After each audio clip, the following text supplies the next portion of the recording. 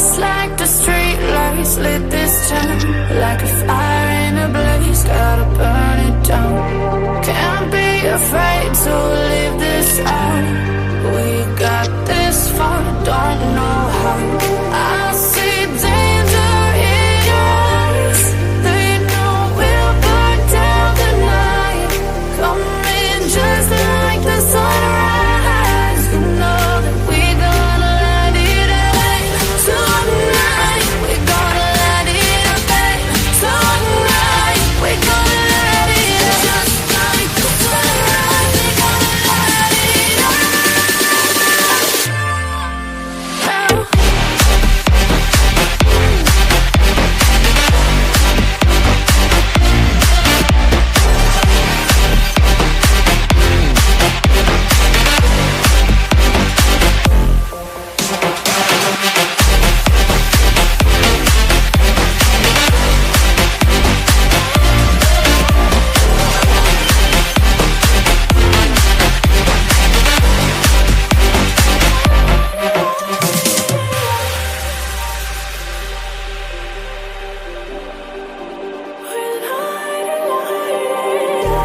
Just like a spark that's breaking out.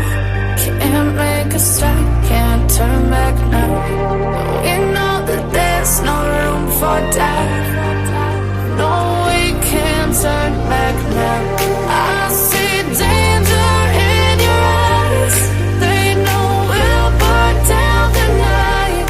Coming just like the sunrise. You know that we gonna light it up. Tonight, we gonna light it up. Tonight, we gonna light it up. Just like the sunrise, we gonna light it up.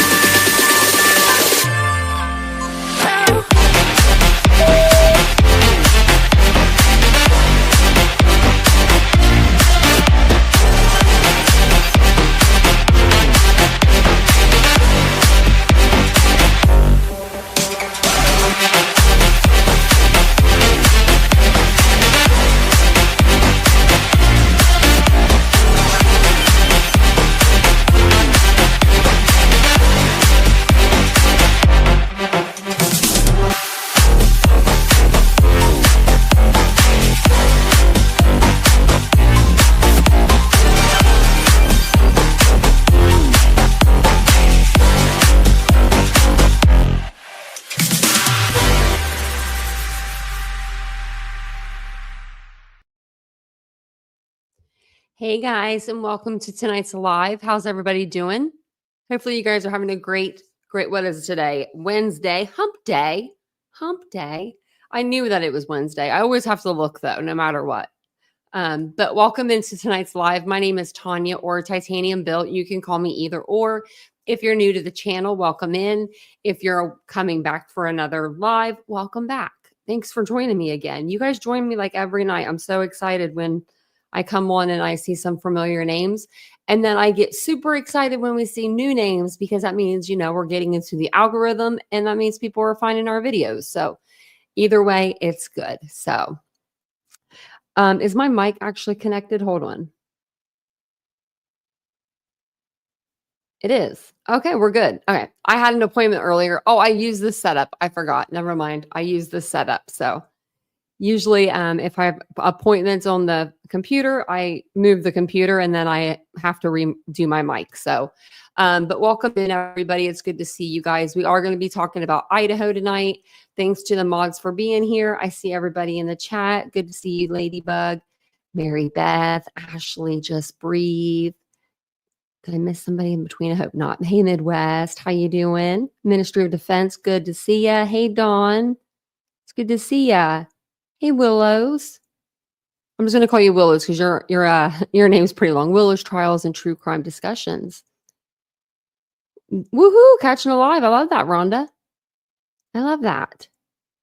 It's going to be a good live. I have a feeling. I have a lot of stuff to show you. There is like no.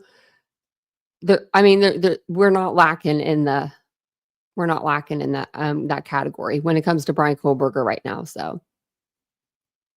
Oh, Ministry of Defense, I'm sorry that you're so sick. They're trying to figure out what's wrong with me. Hey, Jody. I'm like, oh, good luck. I think it's a combination. So they don't know how to diagnose me because it's just a bunch of nerve damage. I had 98 staples in my legs. You know, what are you going to say? What are you going to do? What are you going to do? Hey, Mandy, welcome in. Hey, Tony. If I missed you guys, I'm sorry. Hey, Aries. How you doing? How you doing? Hey, Therese. Hey, Princess Elsa. And I saw that we had, hey, Roxanne, I saw we had a milestone. Look at that, Mary Beth, 21 months. I cannot believe it's been 21 months already. I think you and Ladybug are about the same. Hey, Lenora. I love that.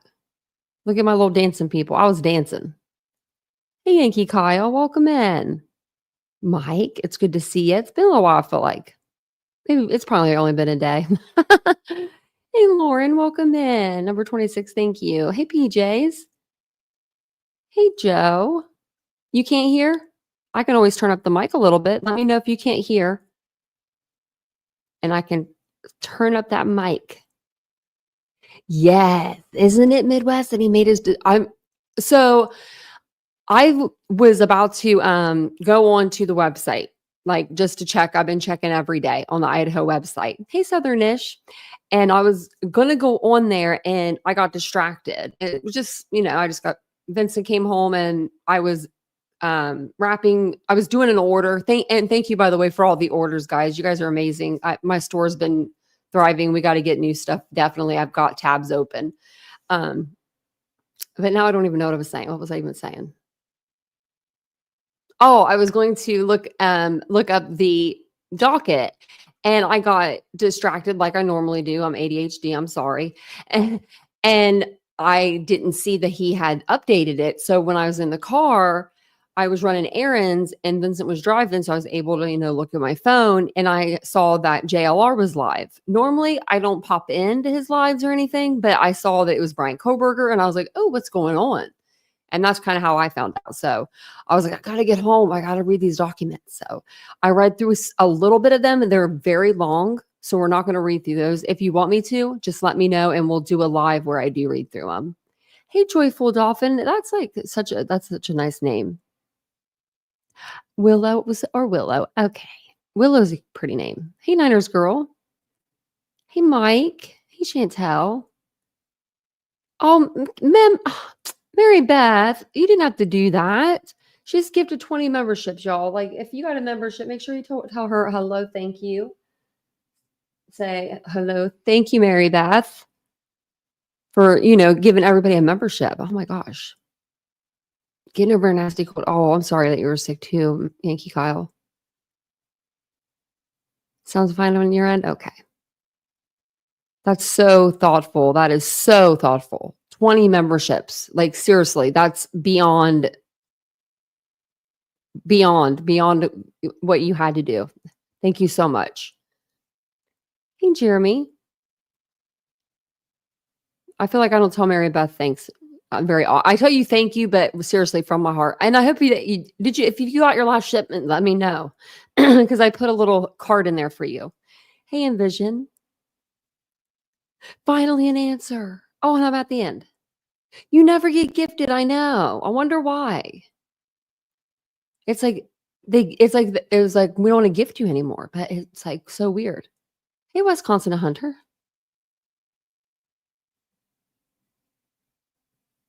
Which channel? Was it BJ's? That would be funny if it was. That would be funny if it was. But if you would like to support the creator and join our membership, I'm going to put the membership link in the chat. So if anyone wants to join, it'll be there. I'll put it in throughout the live. Plus Nightbot does it. And by the way, before we get started, I'm sorry if Nightbot comes all at the same time. I plugged my other channel into Nightbot and now I can't figure out how to get this channel back on there. So, it might be a little bit, but. And thank you, Roxanne, for being here. I don't have my gifts turned on. I have mine turned off. Just because I don't, let's say I want to be looking at somebody's live or their videos, and I necessarily don't want to be gifted a membership into their channel, because you don't have to be subscribed. to be gifted a membership. You just have to be actively watching that channel. So you can get gifted in there. I've gotten gifted, and I got gifted a membership one time in a channel that I wasn't a subscriber to, and they thought they made a big deal out of it. And they're like, she subscribed to my channel. And I'm like, I'm seriously not. I'm seriously not.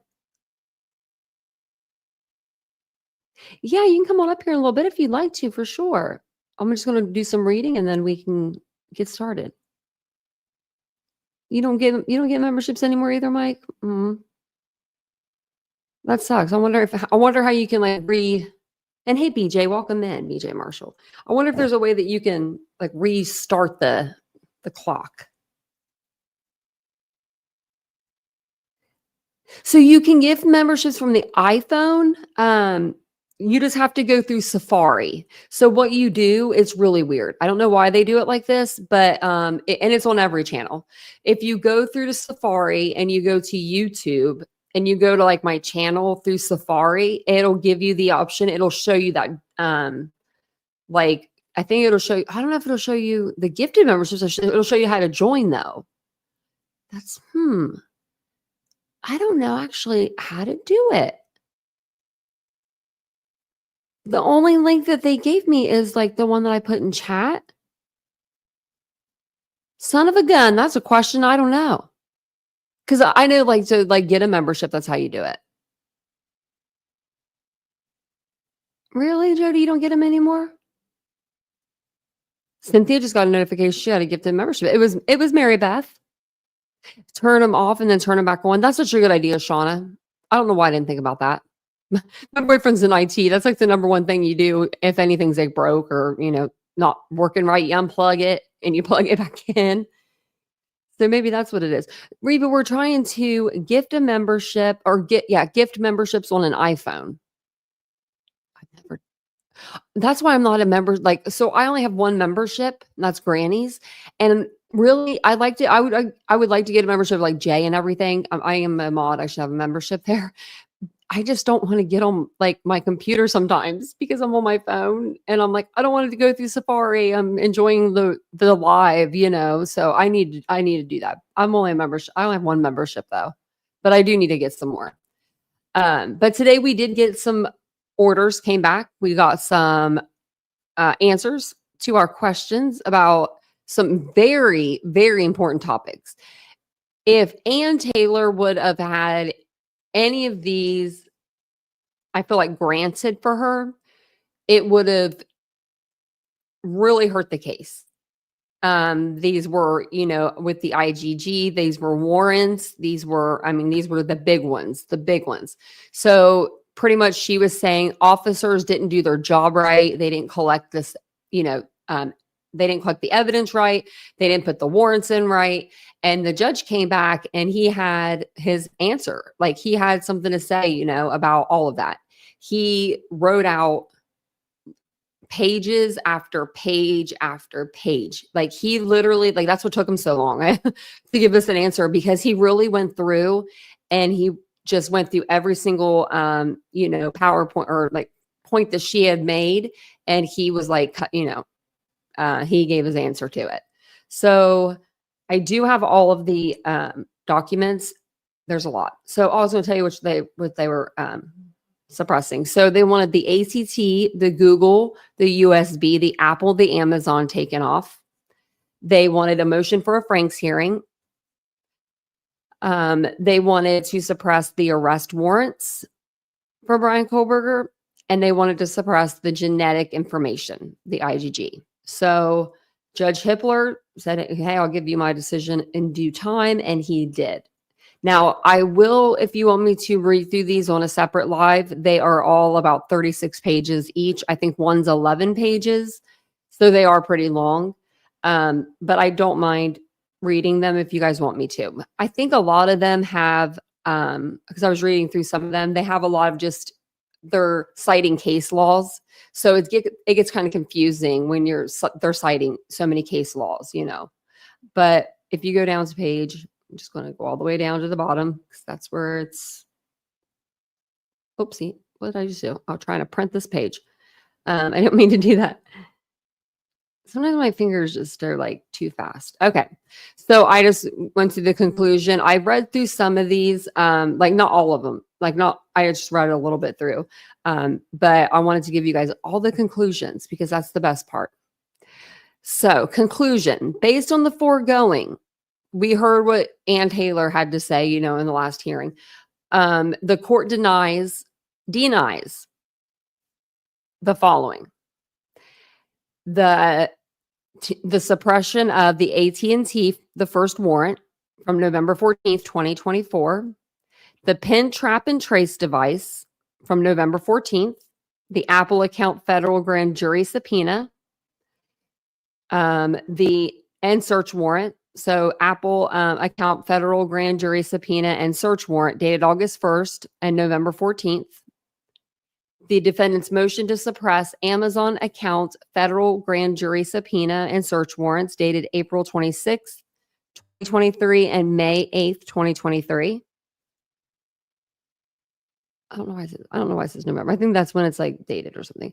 Defendant's motion to suppress the Google warrants and the defendant's motion to suppress the Moscow Police Forensic Lab warrant dated November 9th or January 9th.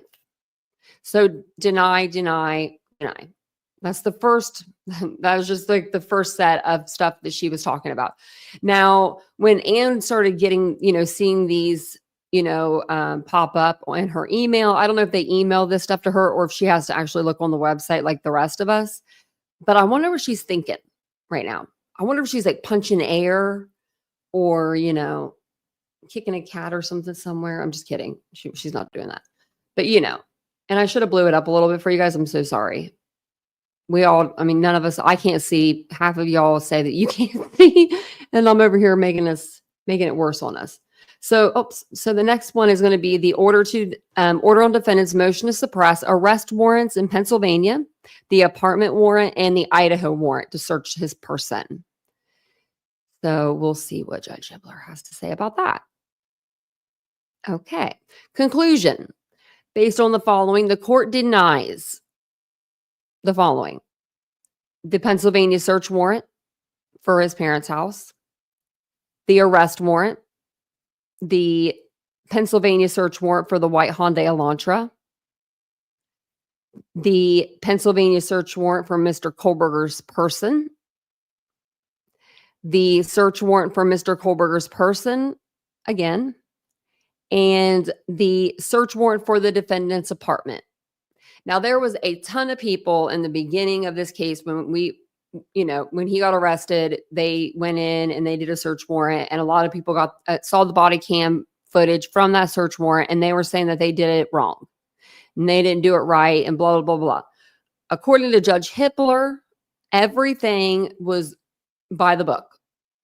So that's why it was denied on, Ann Taylor's behalf.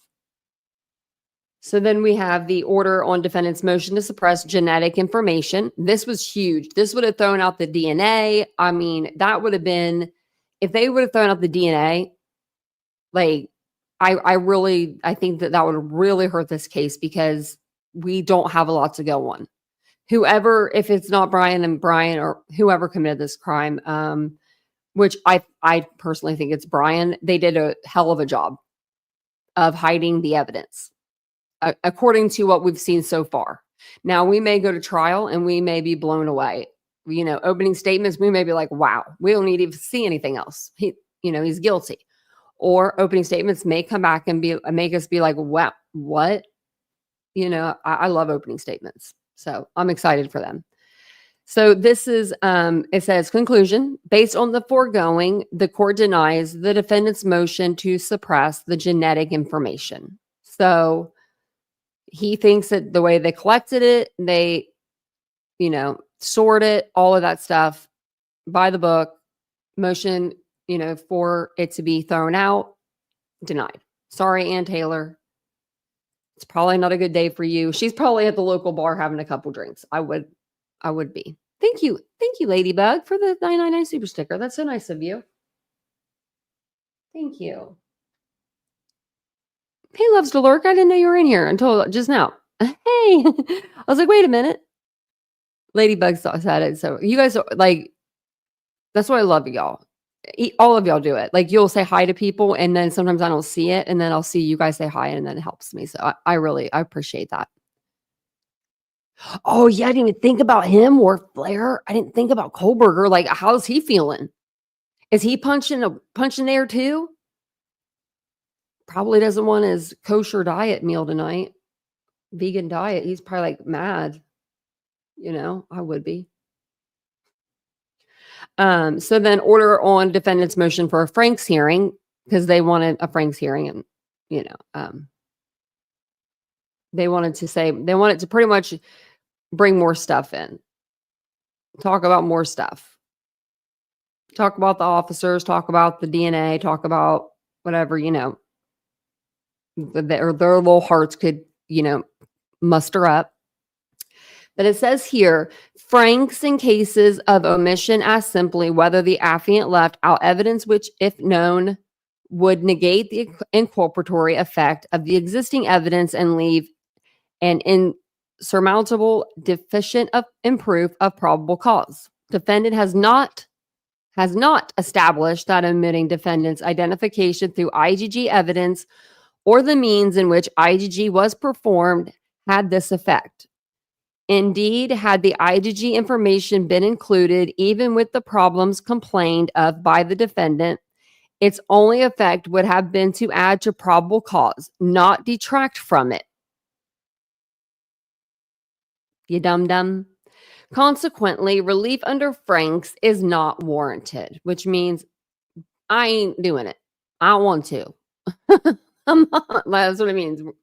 Denied. All right, look right there. I didn't even go down far enough. I just went to that. So based on the foregoing, defendant's motion for a Franks hearing is denied. Now, like that means the judge doesn't even want to talk to you. Ooh, that's a little, ooh. Let's look that up actually. Because we looked it up before and I can't, I think it's where they bring in like evidence. But I want to make sure I'm saying it right. Okay. So what it is a Franks hearing is a legal proceeding in criminal court where a defendant challenges the validity of a search warrant by arguing that the police officer who obtained it provided false or misleading information in an affidavit used to establish probable cause. So pretty much he's saying, probably like everything was good and she's not getting a, Franks hearing, but let's see if we can find if we can find like something else, like right here. Okay. Where did I just see it?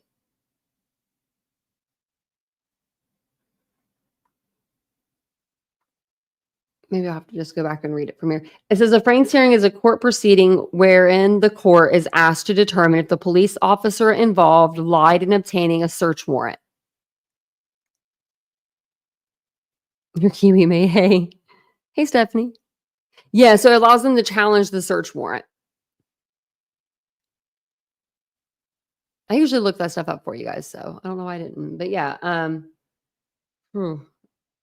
what's the purpose of a Franks hearing? So so it says, a Franks hearing is a legal proceeding that challenges the validity of a search warrant. The purpose of a Franks hearing is to ensure the law enforcement follows the rules and that the criminal justice system is not compromised.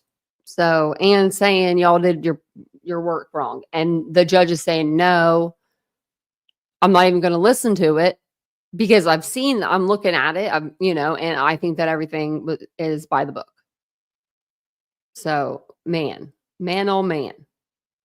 Bryan is probably punching the air. Man, he's probably just so mad. What did DM say? I missed it.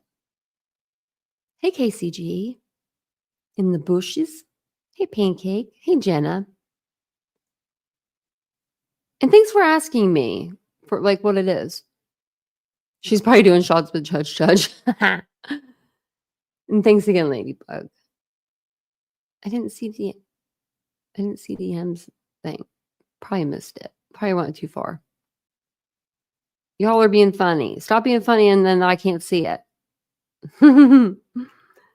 Oh, wait, every day and twice on Sunday. Yeah. DM. Yeah. I'm going to make a shirt that says that. I love that. I think that was so funny.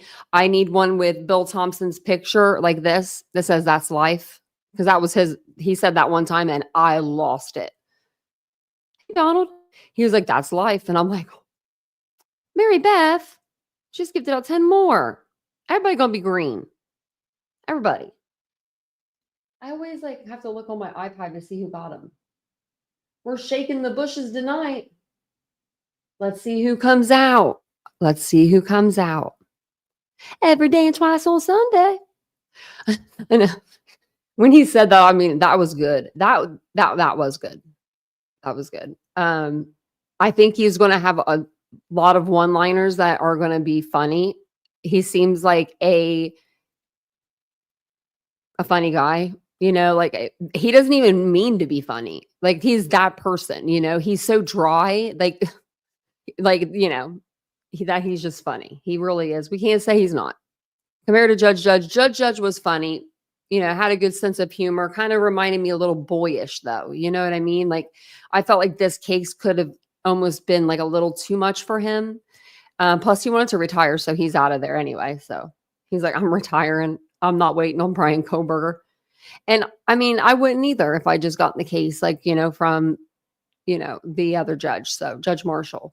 So let's see what they say. This is just a short video, but I wanted to play it for you guys because it has Chanley. Chanley, what was her last name? I can't remember, but you guys will remember her. She used to work for Court TV. And then she like left Court TV for some reason. And now she's with Fox, but she's been covering this case since the beginning. Kohberger, the man accused of killing four University of Idaho. Bryan Kohberger, the man accused of killing four University of Idaho students in 2022, can face the death penalty. Chanley Painter joins us with the details. Chan. Hey, good morning, Todd and Carly. So the death penalty remains on the table despite the defense throwing nearly every legal argument imaginable at the judge in hopes of sparing their client from the possibility, if he is convicted, of being the monster prosecutors say murdered four University of Idaho college students with a K-bar knife 2 years ago. In filings, the defense claimed, among many other things, that the death penalty goes against contemporary standards of decency. But the judge pointed to the fact that both the Idaho and the U.S. Supreme Courts say the death penalty is constitutional.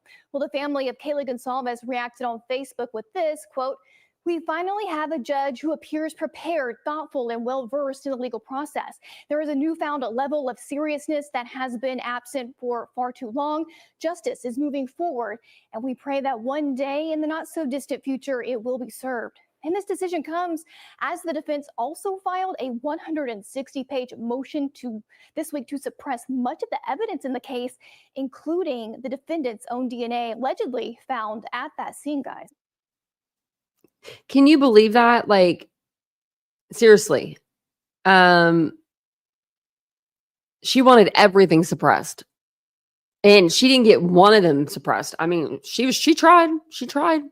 I mean, we can't say she didn't try. She really tried during that court hearing that we heard on like the 24th, 25th. I think the 24th was closed, 25th was open. But apparently they had a hearing today. It was closed. I don't know. This came out. Look at this. Okay. On my watch, it says that it's February, which actually it says March. My thing must have flipped, but February 19th. Okay, this is January 22nd. That's why. Oh my gosh, guys, I'm losing my mind. I was over here thinking it was January when I'm reading this. I'm like, why does that say in the future, this date? Your girl needs a nap. Your girl needs a nap. That's what it is. So we don't even need to read this because this was last month. Because I was like, oh, they had a hearing today. We didn't even hear about it. Like we normally hear about the hearings if they're closed or not. That's why I was like, oh, wow, I'm going to read this to everybody. So let's just skip that. Ignore me. I must need a nap. I didn't get a nap today. I didn't need a nap. I slept in, actually. I slept in. It was pretty nice. I thought we would go through this article, though. And then I do have a podcast. Well, it's not a podcast. It's two guys talking about the evidence, and they have their own investigators coming in. We watched this the other night. We're on episode 4. So I figured we'd end the live with that. It's about 25 minutes long. So we'll watch that and we'll go through it and we'll commentate. And thank you guys all for being here. I appreciate you guys so much. If you guys don't mind, hit the like button. It does help me tremendously. Hey, Raina. So, okay, what you missed, if you're just now joining us, Judge Hippler denied all of Ann Taylor's request. She wanted, I'm going to go through it really quick. She wanted to suppress a lot, and she wanted a Franks hearing. She wanted to suppress the AT&T, the Google, the USB, the Apple, and the Amazon. She wanted to suppress the arrest warrants from Pennsylvania to his person to the one that he had in Idaho. They wanted to suppress the genetic information, the IgG. They really wanted to just tear the case apart. It would have, if they got those are, approved, I think that the prosecution would have been in trouble, in a lot of trouble. But they did their job. I guess they did their job well. The officers did their job well because Judge Hippler denied all of her requests. He even denied her request for a Franks hearing. So he said, I don't even want to hear it. We went over what a Franks hearing was. So if you don't know, you can always flip it back and go back and listen. But yeah, he denied everything. Denied. So now we're going to go through this article. It's pretty much going to say the same thing. So, but I figured it would kind of wrap it up for you guys. Hey, Lord Mama. And hey, Cyber Warrior. You can make a critter out of them. Hey, Elliot, how you doing?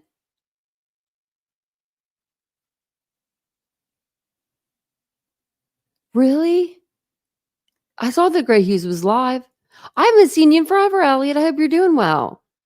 Well, we know that. Well, I know that you're blind over here. So, yeah, Elliot is blind. So, yeah, I mean, sometimes he needs some help, but that's fine. That's what we're here for. I mean, you type it. I mean, your gear or whatever that helps you type and stuff is very good. Because mine would be jumbled. Like I'm not lying. When I talk to Suri, she's like, "What did you just say?" Like it's so funny. Oh my gosh!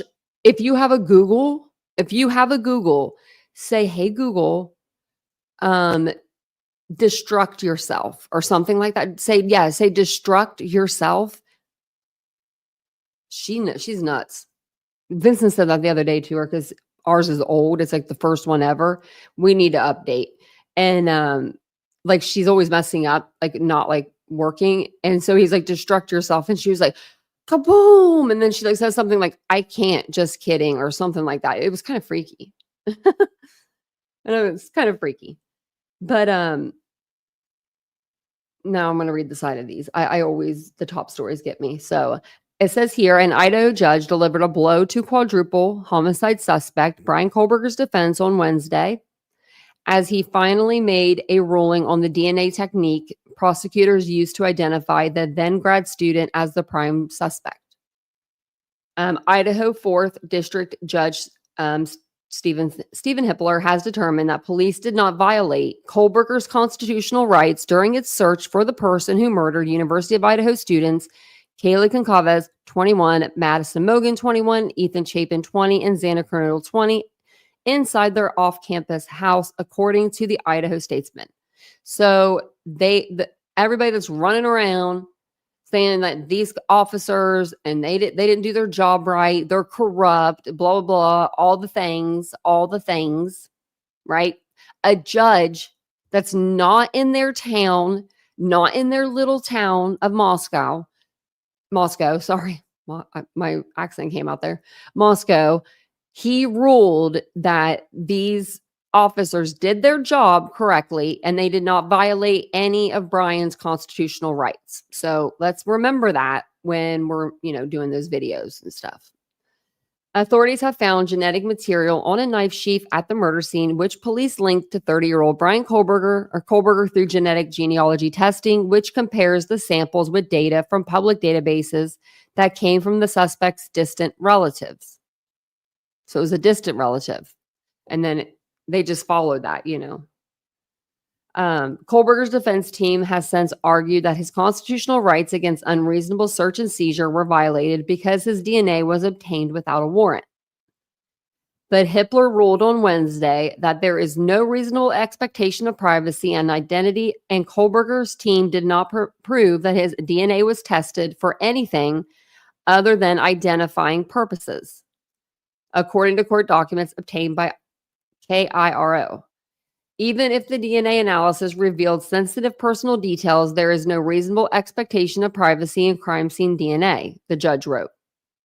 He also determined that the DNA technique prosecutors used did not jeopardize the investigation and used by the FBI does not justify suppressing any evidence collected after that. Separately, Hippler ruled that the defense's assertion that detectives lied or withheld information from prior judge to obtain search warrants was unfounded and does not support holding a separate hearing to challenge the evidence. No Frank's hearing. The ruling comes just 1 week after Kohberger's lawyers claimed blood from an unknown man was found on a handrail in the victim's home and another DNA was found on a glove outside.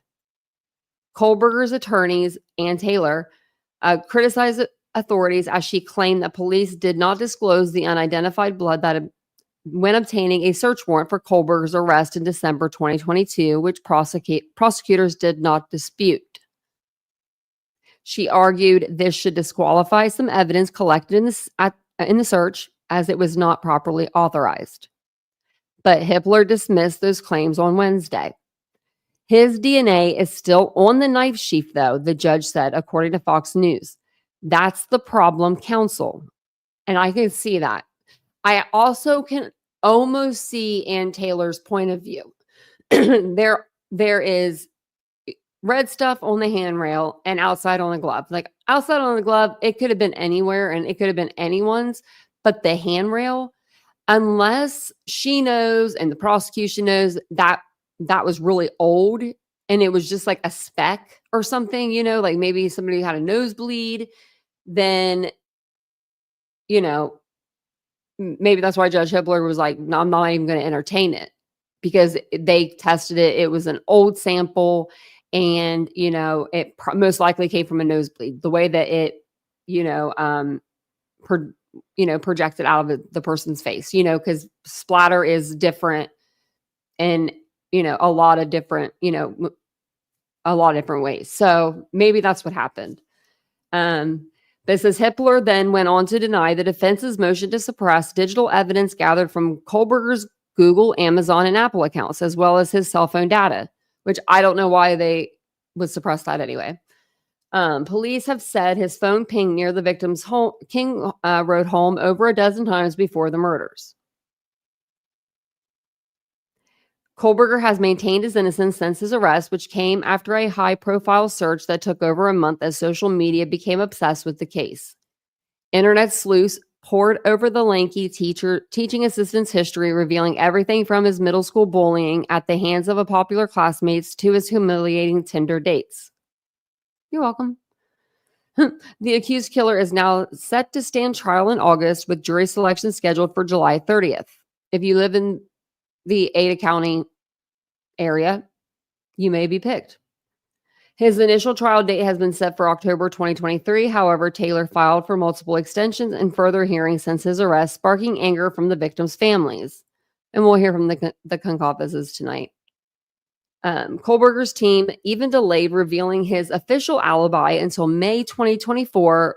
And when he finally did so, prosecutors and the public reacted with dismay as he claimed he was driving alone on the night of the murders to look at the moon and the stars. Remember when we heard that? I don't think I could get any angrier. I was like, are you kidding me? Are you kidding me? One court hearing I didn't even watch. The one where he just stood silent like a little coward. I refused to watch that. I was so mad. I was so mad that day. I think I cried. I was so mad. Like, no lie. In that filing, Taylor said she would be calling on In that filing, Taylor said she would be calling on phone data analysis expert to back up his claims he was miles from the scene, which is one of the pieces of evidence prosecutors and the defense have repeatedly clashed over. And that gives like that little timeline there of his little trip. Amid the wave of media attention on the case, the families of the victims have used the spotlight to condemn the proceedings against Kohberger. In December 2023, the mother of victim, Kaylee Kohberger, said the ongoing process has been gut-wrenching. It's gut-wrenching how slow everything has to go. Why does this have to be so drawn out? Kaylee's mother, Christy, said in an interview at KHQ. They spelled her name wrong. It's important, I get it, but but there are facts. We have certain facts. We have certain knowledge. I can't believe this is how it works.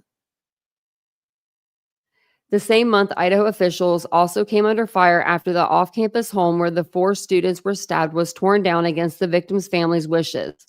Although both prosecution and defense agreed for it to be torn down, the families argued against it, with Kohberger's loved ones fearing the move would destroy one of the most critical pieces of evidence in the case. Before it was torn down, the scene inside the home were so gruesome that exclusive DailyMail.com images showed blood seeping down the outside of the property. If found guilty, Kohberger could face the death penalty. Now, I have a question. See if anyone can answer this question. Hey, levitating elephant, and welcome in, everybody. Hey, Linda, welcome in. They said they took the floorboards out, remember, and the walls, like they cut out the walls. When did they take that stuff out? Like that evidence? Because we never saw that. We never saw them taking out any, plywood, any, hand railings, any walls, any floorboards, baseboards, AC units. I mean, like piping. We didn't see any of that. The only thing that I can think of is when they had the cleaning crew come in and they would cover, because like, remember the first cleaning crew that came in, they told them to shut it down and leave. They covered the house, which was weird to me. Like, why cover the house? Like, you're using chemicals and things of that nature. You would think that you'd want everything kind of opened, but they didn't. So I wonder if that was one of the ways that they were transporting evidence without the news coming and being able to see them transporting it out. Does that make sense?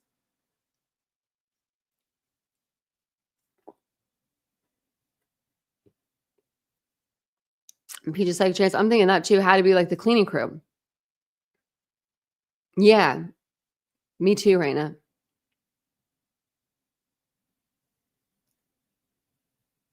Okay. This is a beautiful picture of them. I love this picture. This is just them enjoying their life. That's very sad. It says, "Praise the Lord." And this made me so happy to see this, because they needed this. It's a little tiny bit, like the tiniest bit, like a grain of salt or a grain of sand, we'll say, of relief. They probably got to sit down and maybe go like for once and, over 2 years, because this was huge. This was huge, today. These motions that he denied, they were big. And for him to deny them means, hey, they were doing their job right. They were, everyone was doing everything by the book. But it says, "Praise the Lord, all the motions to suppress and Frank's motion have been denied. It's always a double-edged sword waiting. You want the right decision to be made, but you also want them to be made quickly. We are thankful to the court for a timely decision and appreciate the work prosecution has put in thus far. In the big picture of life, justice is just moments away. Thanks again for all your support and love for our family. Justice is coming." And as a picture of the girls. And it says, "Thank you, Lord. Justice, Bryan Kohberger motion denied." And then right here, 4 hours ago, maybe today will be the day. Oh, she's trying. Oh, man. Look at that. That's so. Oh, is this cute or what? Oh, my gosh. And it's that Yellow song by Coldplay. I don't know if it'll let me. I don't know where to hit where to do the. Everything you do, Yeah, they were all yellow. I'm going to say something real quick about that song. Let me give you a little, for people that don't know what this song means, there was a creator that was making fun of the song the other day, and they were making it to be something that it wasn't. This song he made this song for his daughter.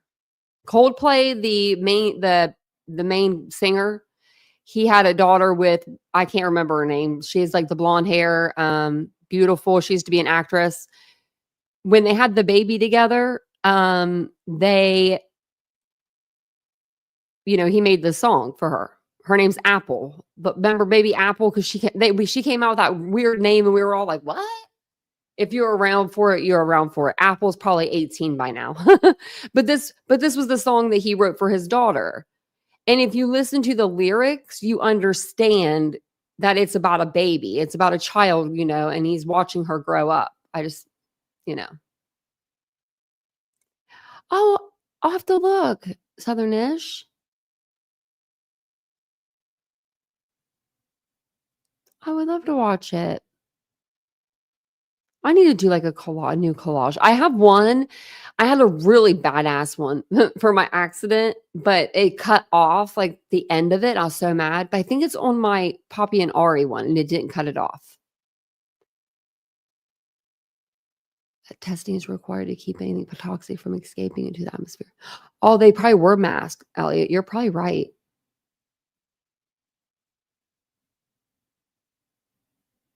I do too, levitating elephant. It took me years before I thought the name Apple was cute. I was like, okay, Gwyneth Paltrow. Thank you, Ashley. I knew y'all would know. PJ Second Chance had it too. Yeah, it's about, it's one of my favorite songs, but a creator was like making the song into something it wasn't. And I was like, this song is like about his daughter. You big weirdos out there. But I would love to play it, but they'll strike me. But I wanted to play a little bit of it so you would know what the song was. And I bet you with the song I would be crying. I didn't even look. The visual, I didn't even stream it. I went to another creators and I was on panel with them. And good thing, because my camera had to be off the whole time. I was crying like a baby. I was sobbing. That's me. I'm sensitive sometimes. But I wanted to watch this with you guys. It's episode 4 of the podcast that we've been watching, which is not really a podcast. It's just it is. It's a podcast. It's 2 guys talking about the evidence in the Bryan Kohberger case. This came out though a day ago, so I don't think they'll be talking about the new stuff, but they'll be talking about stuff that's going on that we'll want to hear. So I'll play through this. If you guys don't mind hitting the like button, it really helps the channel grow.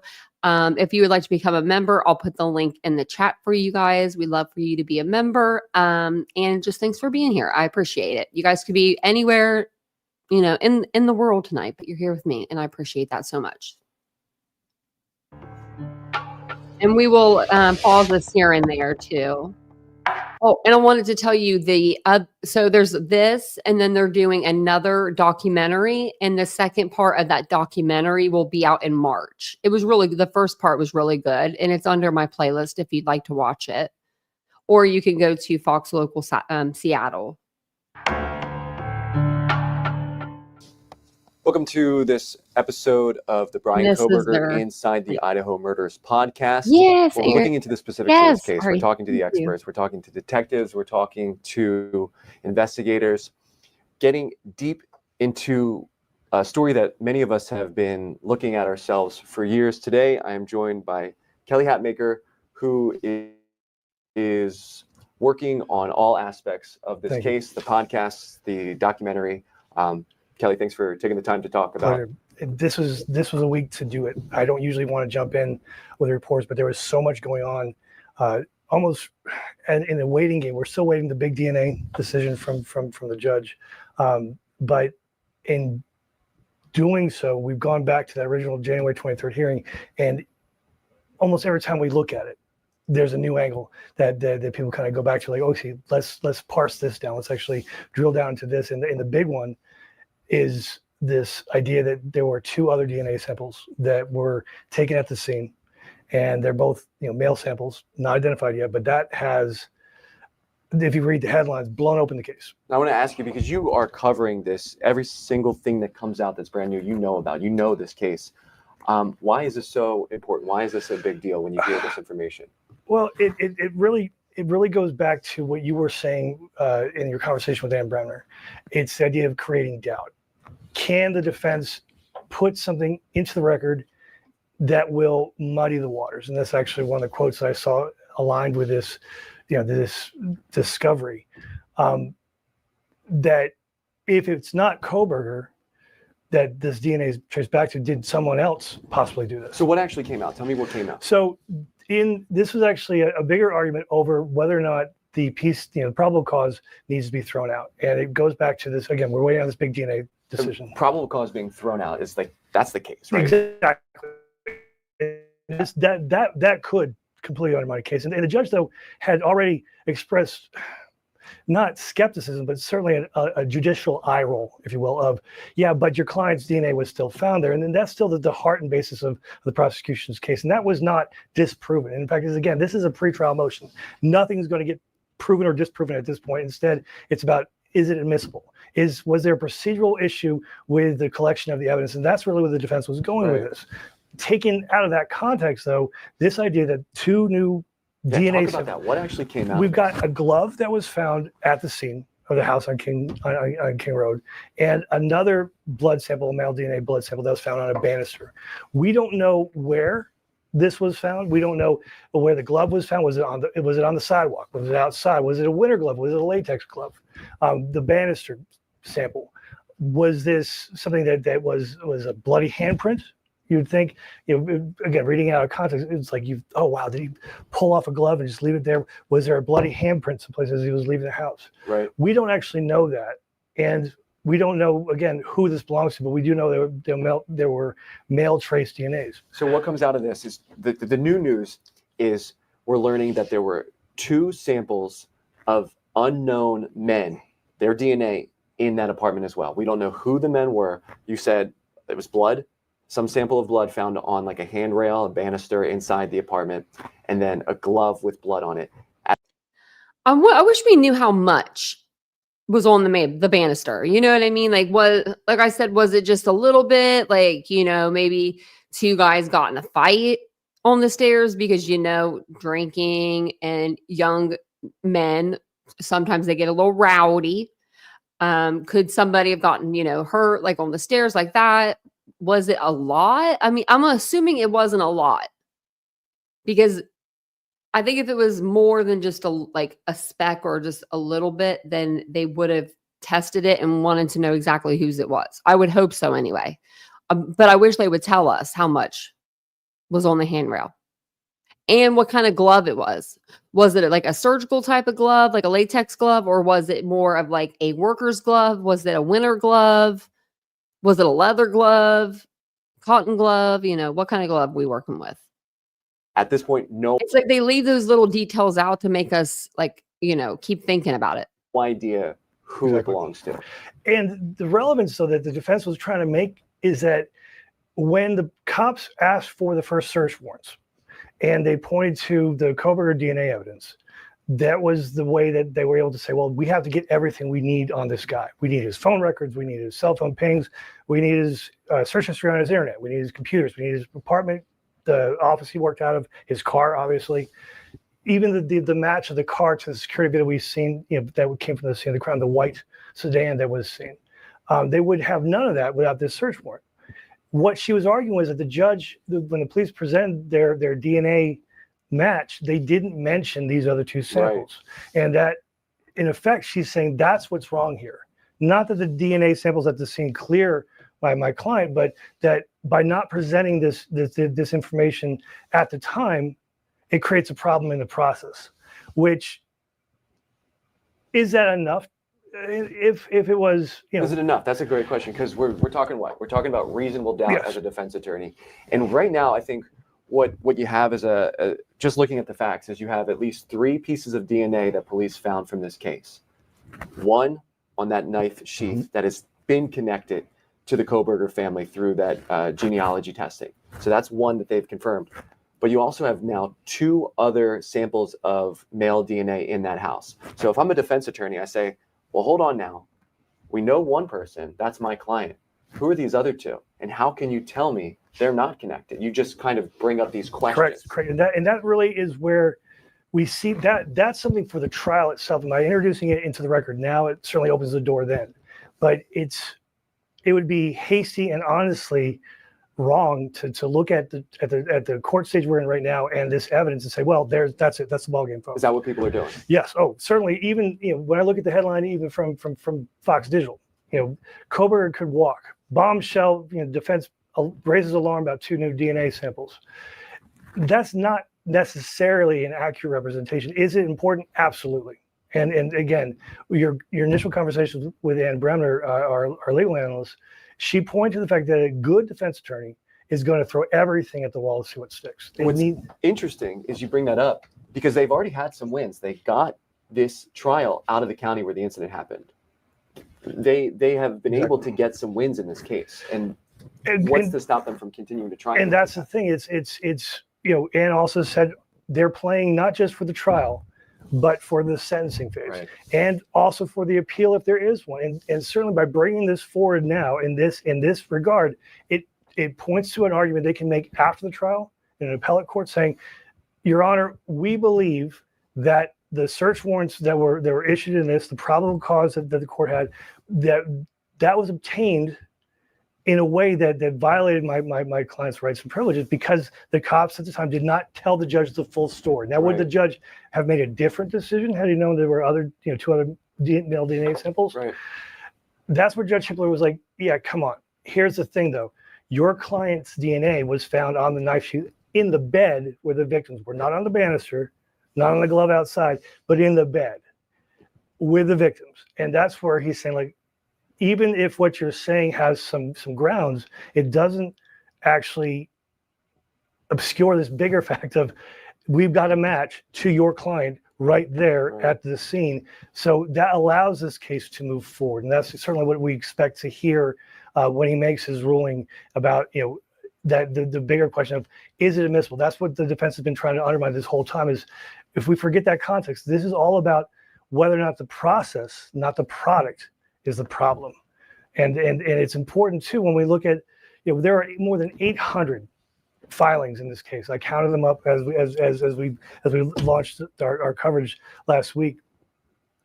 That's a lot on the judicial cases of interest page, state of Idaho, which they put honestly the worst of the worst cases you've ever seen.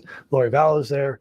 Kohberger is right before Lori Val and just after a guy who's accused of killing his wife and his children. I mean, it's a page of horrors on a very nondescript government website. Right. But the Kohberger case takes up most of the page, and within it, you will find things that they're not red herrings, but certainly they can be seen if you look at them in situ. If you just take that out of the rest of the filings. I'm going to show you. I'm going to show you the banisters as much as I can because for some reason that this app isn't working right now. So it's not letting me navigate through the home, which is upsetting me. It has to be something on my end because I think I'm the problem. But it's the Kula app. If you see that we're inside the bedroom. So if you're facing the home, if you're facing the home at King Avenue or King Road, I'm sorry. If you go inside the front door, this is going to be the empty bedroom to the right. But you can see the stairs, the first 4 stairs here. I just can't go out in that hallway and it's making me so upset. There's no other pictures of that staircase. So it's either on this banister, so from the first floor to the second floor, or we have this, which is, we have 2 banisters here. We have one from the second floor to the third, half third floor landing. And then you have 2 more banisters up here. So there's a lot. And then you can see the banister from over here. You can see the downstairs banister from this view right here. So it could be on like 4 different banisters. We just don't know which one. They didn't tell us, but I wanted to show you guys that so you could see. Now that BJ Marshall, I think we're going to find that out during trial because they were still, kind of doing, I believe, the autopsies as they were, doing the PCA. I think that they left a lot of it out. So I do think that one of those victims is going to have DNA under their fingernails. I think it's either going to be Kaylee or Xana, maybe even Ethan.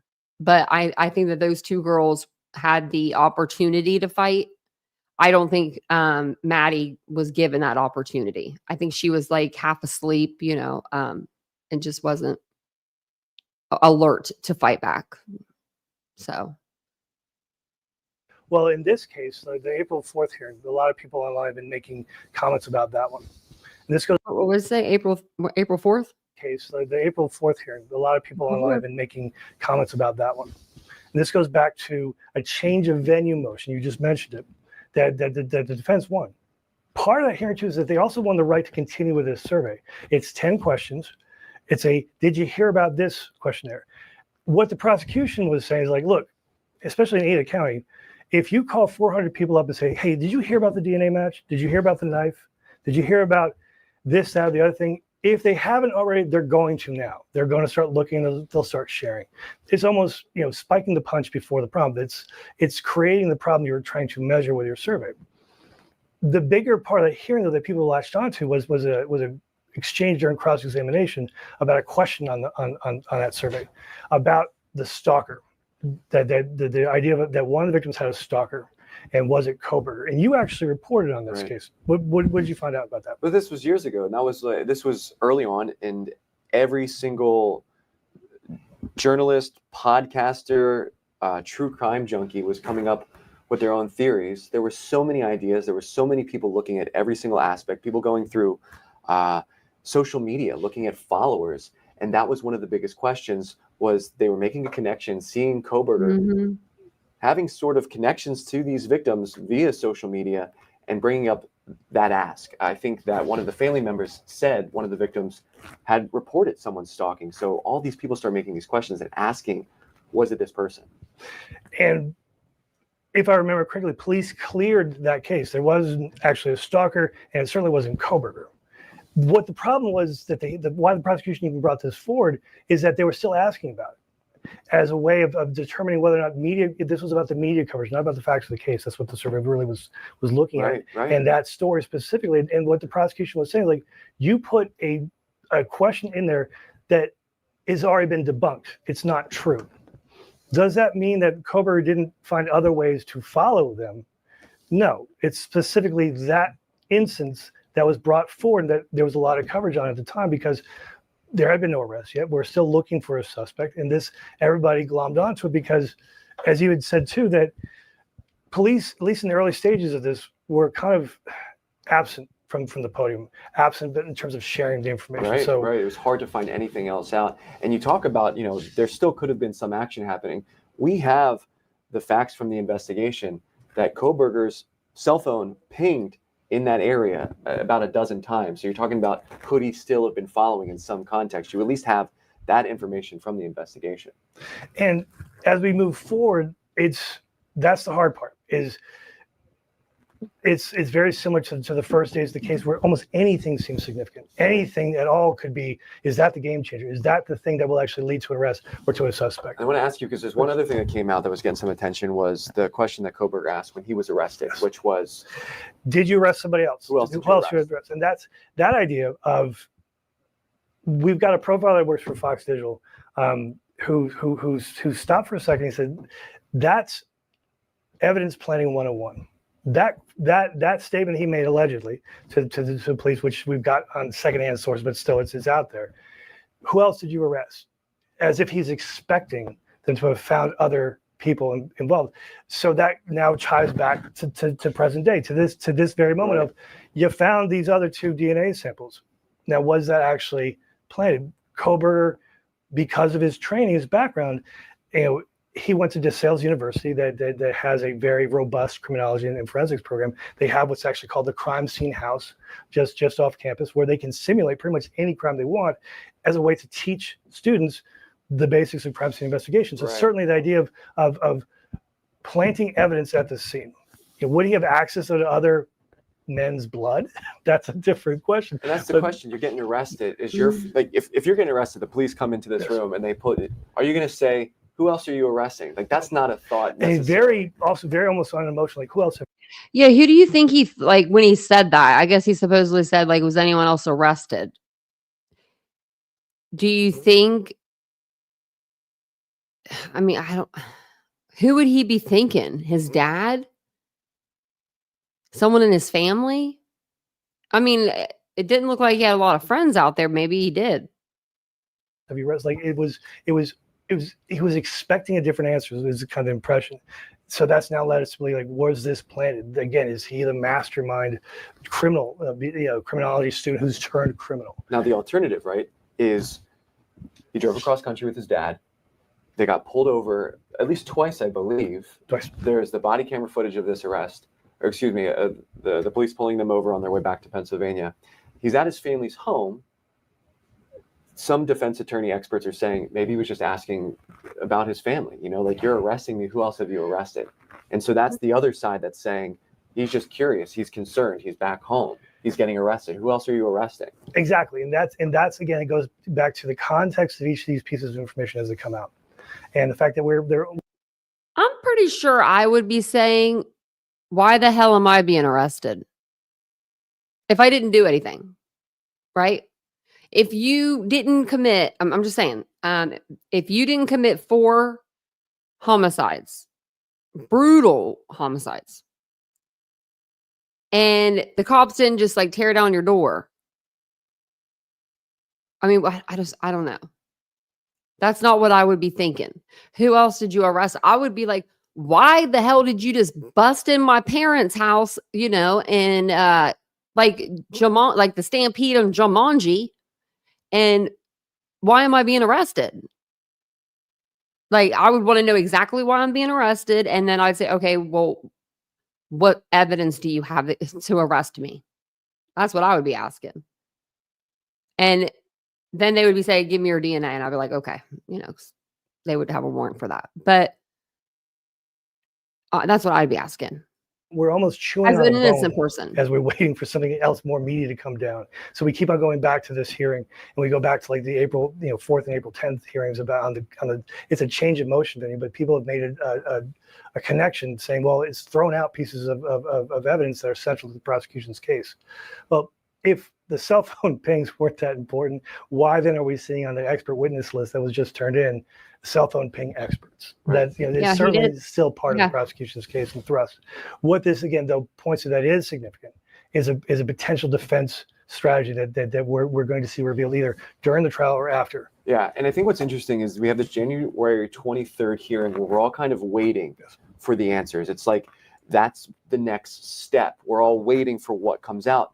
But what we might not be realizing is we already have a lot of information, because what we're seeing, whether or not a judge rules one way or another, we're seeing what this case probably will look like. We're seeing what at least the defense is valuing enough to ask these questions. And you can imagine that you're going to hear all of these things again in the courtroom. So whether or not the judge makes a decision in the favor of the defense or not, this is kind of what the case is moving forward towards. And I think what's so important, and even I have a hard time grasping, is when you think of yes or no, black or white, when you think of whose evidence is this, who were the other 2 men, there is a scientific answer that can give that question results. But that's not how this works. You're going to have a jury full of just people. These are people who don't know the science, who aren't experts like the people that we're talking to, who probably aren't following the case. Put me on there. These are people that are going to be able to be convinced one way or another. They're going to sit in this courtroom for hours every single day for weeks and longer. I think they're being, like, sequestered. Gosh, that would be terrible. You can't get on the internet. You can't watch TV for, like, weeks. What do? I guess you just talk to people, like the people that are, like, in the jury. Courtroom settings. These are just normal folks. This is your neighbor next door. They get tired, they get bored, they get hungry, they get sleepy. They're not going to get bored. You really have to realize all of these questions we're asking are the questions that are going to be coming out in the courtroom. And it doesn't matter if it's yes or no. It matters if that's enough of a question for you that it creates that doubt. And that's, again, we're still waiting. Bill Thompson better be resting up. That's all I got to say, right? Because he hasn't said a whole lot. He's just been kind of like this, letting the other girl do all, all the talking. So I hope he comes out swinging. I cannot wait for those opening statements. They always give you so much information in the opening statements. They pretty much give you the case, like what they're going to cover throughout the trial. So I wish I could be there for opening statements. That would be amazing. On that. Oh, and then I heard Harsh Reality is going to be there, so that'd be even funnier. On those bigger decisions, we're hoping this actually does not upset the timeline that we were talking about the trial actually start. They're supposed to be doing, it's an August start with a July jury selection starting. Shira Matsuzawa, one of our other team members, she's saying that in the Lori Vallow case, which is being tried in the same court before the same judge, they had a record number of potential jurors. More than 1,000 people had to come in before they actually were able to seat the jury with the alternates. That takes time. And again, the case so far than just pre-trial, as it's almost like as it's warming up, we're seeing so much more coverage. So almost every day I'm wondering how much else is going to get out there that's going to influence potential jurors. Like I would really like it if they could just start the trial now before this gets away from them in a way that's hard to contain, because we still have 2 more pieces of information that came out of this that we're actually going to be exploring more in future episodes of the podcast, and in episode 2 of the bigger documentaries coming out next month is, mental state and how does that play towards what's going to happen in court. Idaho does not have an insanity defense. You're not allowed to take one. Yeah, you can't use it. Shira's actually going to be speaking to a former state attorney general from Idaho who was part of the decision back in the 80s that made that happen, to understand better why the state made that call. What does it actually mean in terms of presentation and prosecution? Because in Lori Vallow's case, that trial was delayed significantly because of, was she mentally fit to stand trial? If in a state that's not, friendly towards an insanity defense, why did that even come up then? Right. And that's what we're trying to understand better is like, and it asks, has he been evaluated? We also heard from proceedings, going back to that January hearing, that Kohberger's mental, his health records, which I would presume include his mental health records and that of his family, have been turned over to the prosecution. Well, why? If you're not going to mount an insanity defense, is there something else to that? We don't know yet. We don't know yet. The final question the final piece of information that we're still waiting to drop is the proceedings in the closed door portion of the hearing. The first day, for the first 5 hours, all closed door. Some family members, I believe. Yeah, we're supposed to get that transcript. I wonder if they're going to release it. We're allowed. I think they're going to redact. That's what it's going to. That's what it is. The prosecution and the defense has 14 days to redact whatever they want to redact from it, and then after that, it's getting released to the public. So, if they don't redact anything, if they don't do their job, sorry. I hope they forget, because they'll probably redact everything. To kind of sit in virtually to see it, but that proceeding now the judges decided to hand out. He needed just both sides to do some redactions, but it was supposed to be done by the 11th this week. We still haven't seen that. So I love it. Stay tuned, I guess, is the bigger thing, is that this is really starting to build some steam. This is really starting to see some momentum there. And we're starting to see, again, the analysis, the online speculation, and where we're trying to kind of steer a course with the people we have as part of our investigative team is a real sense of, okay, this came out, it has meaning. On a scale of 1 to 10, though, what's that meaning? Where's that score? How can we actually see this in the bigger picture of, yes, it sounds important, and it kind of is, but not for the reason you think it is. Right. So that's the part that is honestly, I do searches for Kohberger probably 3 times a day just to make sure I haven't missed anything, and I go back to the case files, and it's just kind of weird. There's an anticipation, almost a nervousness about what else could be coming, because again, that there were 2 other DNA samples at scene does not change the fact that there's that knife sheath. However, it is like, right. And that again, the reasonable doubt. You bring up a question, And now people are asking, what are the connections? All it takes is to create that reasonable doubt. One more thing, though, speaking of looking at what we're doing, it goes back to this idea of planning evidence and understanding a crime scene. You actually spoke to an expert Yes. about when a criminology student turns criminal. Give us a little taste of what you found out there. Sure. And what was fascinating about hearing from this expert is Patricia O'Toole, was it? Mary Ellen O'Toole, an expert, a profiler for the FBI, an educator on the East Coast. George Mason. Someone who has sat in a room with people who are suspected of serial killing and confirmed serial killers. She has an expertise of decades from being at the scenes. This isn't someone that has just been watching from the sidelines or reading up. This is someone who has dealt with these things before. And what she's able to do is provide a context, basically getting inside a killer's mind.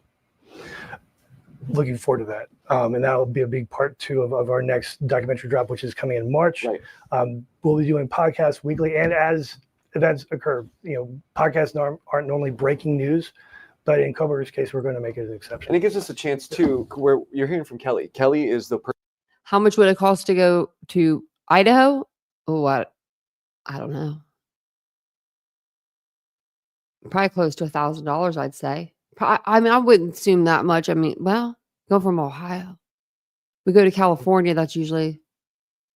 I'd have to ask Vincent. He does the tickets. I know one year it was expensive. Like it was bad. We had to pay like for an extra ticket because something happened. I forget. But it was like we had to do like a bunch of layovers. So that's why. But I think to go to Idaho wouldn't be that much. Person behind the scenes who is doing all the work. And we can talk about it a lot longer than we can in the normal broadcast, or even in the context of the documentaries, which are working to make precise and perfect. This gives us a chance to get into specifics that you probably don't hear anywhere else. Well, and it's this is basically listening to the types of conversations I have with a team about where we're going next, and then how they take that ball. You're gorgeous, by the way. In terms of sitting down with Professor O'Toole from George Mason, with Ann Bremner, who's actually going to be coming back in for another. You're right. To talk about where we are now in the case, because again, it keeps on changing significantly. Not every day, but in ways that have still managed to surprise and in some cases upset people, because like we said, the story has changed. Sure, and we have that expert voice who can address, as we get the new information and learn more, their thoughts and their expertise in a way that you or I can't do on our own. But we have these connections to these people who have been in this field for decades, and that's what we'll continue to provide with these podcast episodes. So for Kelly Hatmaker, I'm AJ Janavel. Thank you so much for listening.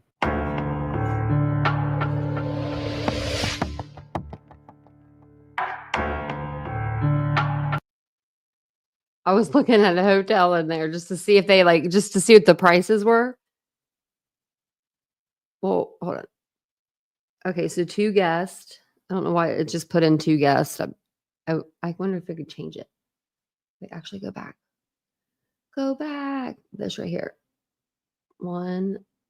I just don't think it matters if it's 1 or 2, does it? No, it don't matter because you're getting the same room, But the Grove Hotel, which is like pretty nice. I only saw like one picture, but it looked pretty nice.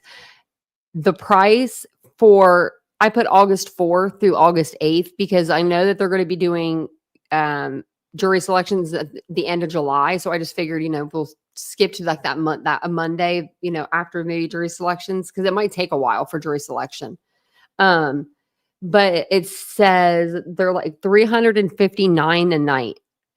The cheapest one on, what am I on? I'm on like Google search. Yeah, this is just Google. Is Expedia for 3. Oh, these are all for the same place. Okay, so and that's $350. Now it says Hampton's $195, but I bet if I put in the dates, it'll change. Like, let's try it. Okay, so it says $195. This is for those same dates. Yeah. Wow. Okay. I guess some places aren't that. Wait, no, it went up to $241. But if you go to super.com, you can get it for $195. I don't know what super.com is. I've never been there. No, I don't know where that would be to the courthouse. Because you'd want to like go somewhere towards the courthouse. Right there's state capitol. It's about 1, 2, 3, 4 streets over, 5, 6 streets over. I'm just like looking at the map. I would literally fly out there and stay for one night just to get the opening statements and then fly back. I've done that before. I did an interview with a company and I flew like to, well, if I know, I couldn't even tell y'all really. I think it was Georgia or something. I've never been to Georgia. I flew to Georgia and then I was there for like 2 hours and then I flew back. It was so weird. And I was by myself. And I didn't think I'd ever be able to go through an airport by myself and figure things out. But I did. I did it. Really, Willows? Aw. You're close. We'll have to do that one night. We'll have to see like how much a full stay would be. Just to be, I'm curious now. So we'll have to do that on a live, like flying out there, the stay, and like, what it would be, like what the total cost would actually be for one person we'll put, I think that'd be pretty like interesting to know because I'm pretty curious to know.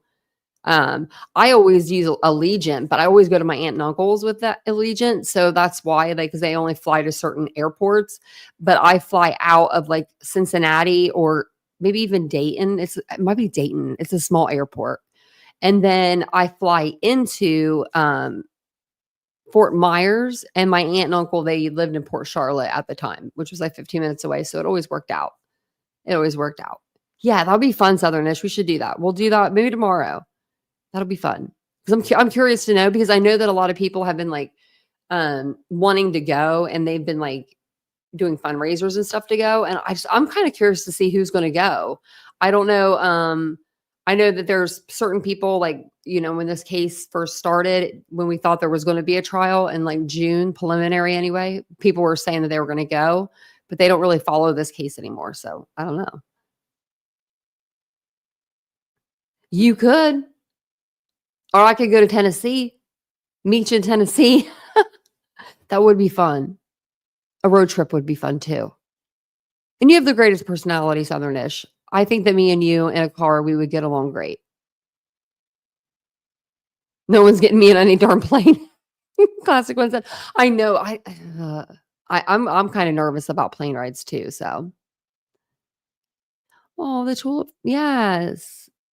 We actually, Vincent bought me like a bouquet of tulips because we were going to get the bulb. We wanted to support Ethan, but we couldn't get the bulbs because we live in an apartment. And so it's like, we just would have these bulbs and they would never flourish. So we got, I had it like over beside me, but it was in my old room, but I had like this huge bouquet of tulips Vincent got. They were yellow. And he got them for all of us to look at. And I thought that was really sweet.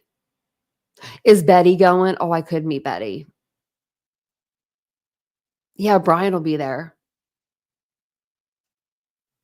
Meet Betty. Oh my Lord. I could like wear like a shirt that has her picture on it. Too bad I don't have my my press pass handy, or I'd put it on. I think it's buried in the closet somewhere. Oh, I listen to the best music, Southernish. I listen to everything, a little bit of everything. That would be fun. That would be fun. We need to do that. Oh, me and Betty could live stream in bed together. Uh-oh. I won't wear my bra either, Betty. Free the girls. That's so funny. That's so funny. And thank you everybody for becoming a member tonight. I do appreciate that. I don't think I told you guys, but on March 4th, when I come on live, you will see a different individual. It'll be me. It'll be me, but it'll be me with a lot more hair. I'm going and getting extensions put in. I've never had them done. I've had like clip-ins where I've clipped them in myself. But yeah, I'm actually going and getting them sewn in, and hopefully it looks good. Hopefully it looks good. So don't let me scare you when I come on, you know, with my lustrous hair, Yeah, I don't think I would. See, I've never had them southernish, and to be honest with you guys, since my hair's been short, like I look at it and I hate it. You know, and I've hated it for a long time, like my whole life. I've hated I had really pretty hair and it was like longer and everything. But I've always just like had like thinner hair. Like it's always been fine. Like I've had a lot of it, but it's always been fine. And so I turned 39 and I don't know if like it's like getting thinner and I'm just like freaking out a little bit. So Vincent is the best and he's like, go get some consultations. So I did. I got 3 and the last one was the best one that I got. So we're going to go with them. But I get them on March 4th is my appointment. I'm excited. Betty could do my hair. She could put braids in it like she does. But they say that they're life changing.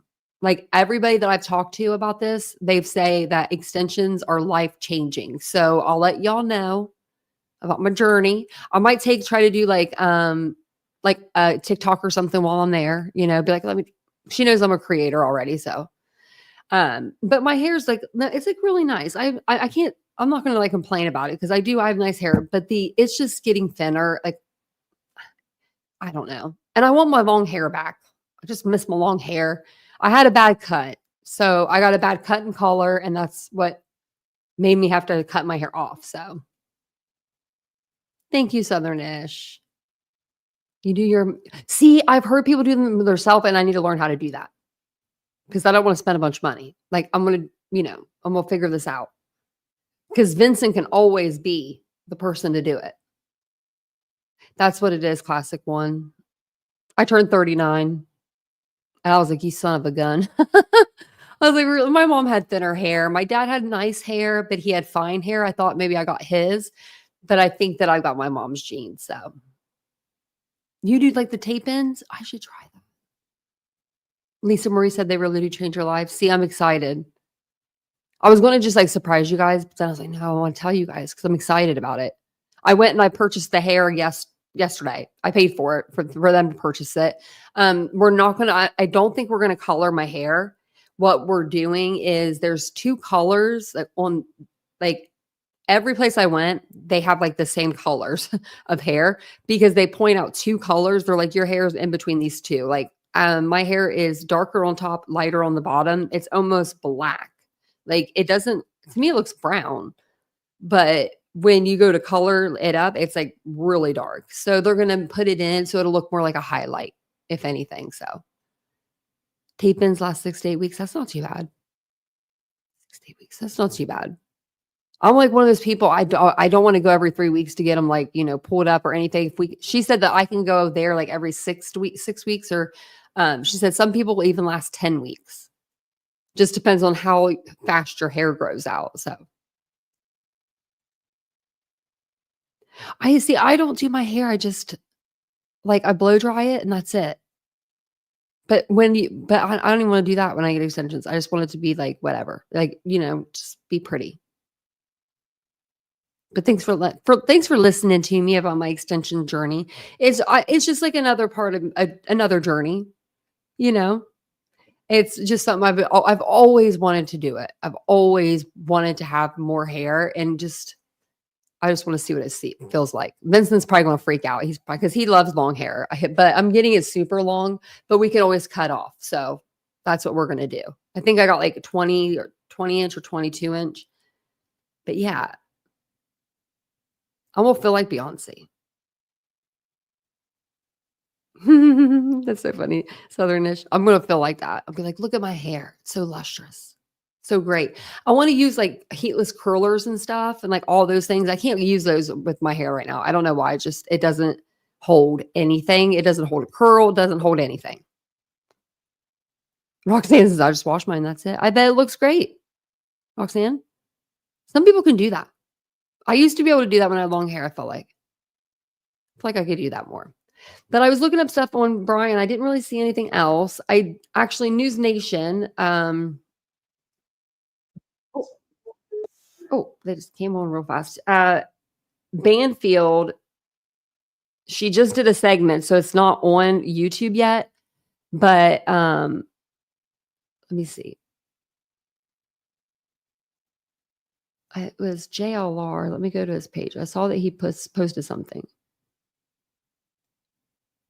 It says Steve Goncalves just told Ashley Banfield, and I'll make sure I get this interview for you guys, that he supports and advocates for the death penalty by firing squad in Idaho, which we all knew, and that Bryan Kohberger can be shipped off to prison in El Salvador for all he cares.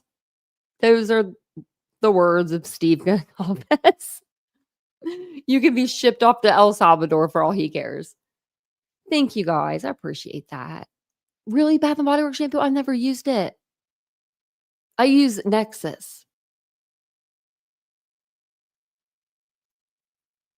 Yeah, Southern-ish, of course. This is a good idea. Thanks, Mary Beth. You're so sweet, Mary Beth. And thank you, Roxanne. I appreciate that. I really do. I really, really, really do. Especially since, I wasn't in an accident and everything's back to like where, like how it was before, but still, there's little things. So whenever I get the compliments, I like that. So Ladybug, if you use Nexus, go to Sam's Club to buy it. It's so much cheaper at Sam's Club. It's like $15. You get the big container of it. And, like when you go to the store, you get like the smallest container for such a big price. But Nexus is really good for your hair. So I might have to try some Bath & Body Works, though. I use their dry shampoo.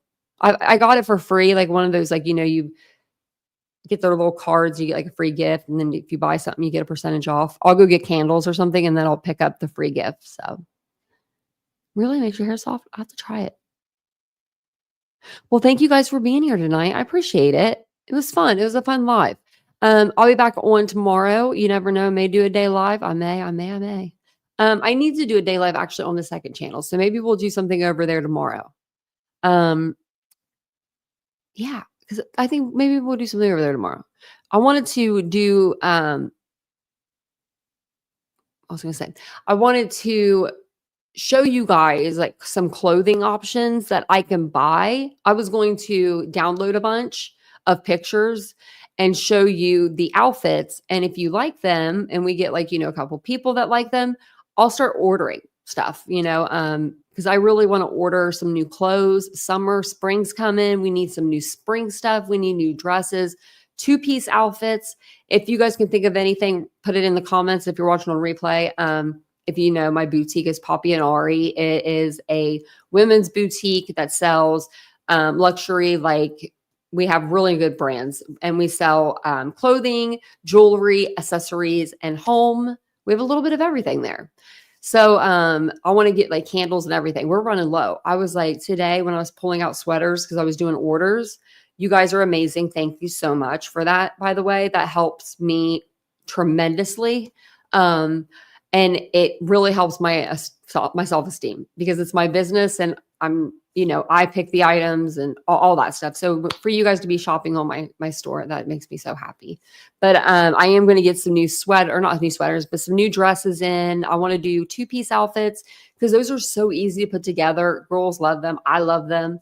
What else? Just some summer stuff, some tank tops, t-shirts, things like that. So if you could think of anything that you'd want to see, let me know. Let me know and I'll make sure we get it for you. The other channel is Unfiltered with Tanya. Yep. It is Unfiltered with Tanya. It's really $1,500. Well, they wanted to charge me $1,300 at one place. Go to a school that does them, like that is learning to do them, because the price was cut in half. It was amazing. So their teachers watch them, and they make sure that they do everything correctly. So I think it'll go okay. It'll be okay. But thanks for being here tonight, guys. I'll see you guys all tomorrow on the live. Have a wonderful evening. And if I don't see you, have a wonderful Thursday. Bye, guys.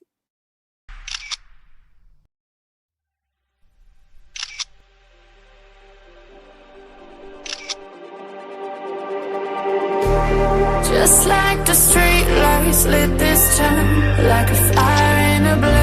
just gotta burn it down. Can't be afraid to leave this out. We got this far, don't know how. I see danger in your eyes. They know we'll burn down tonight.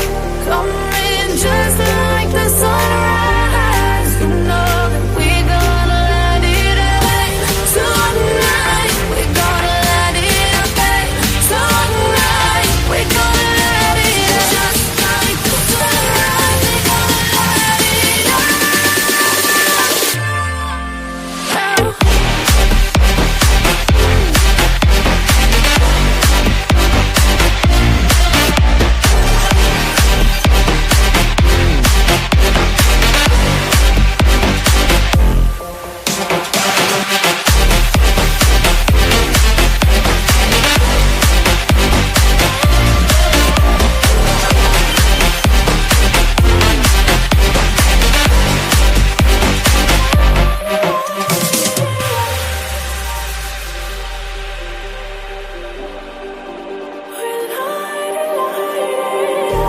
Just like a spark that's breaking out. Can't make a stop.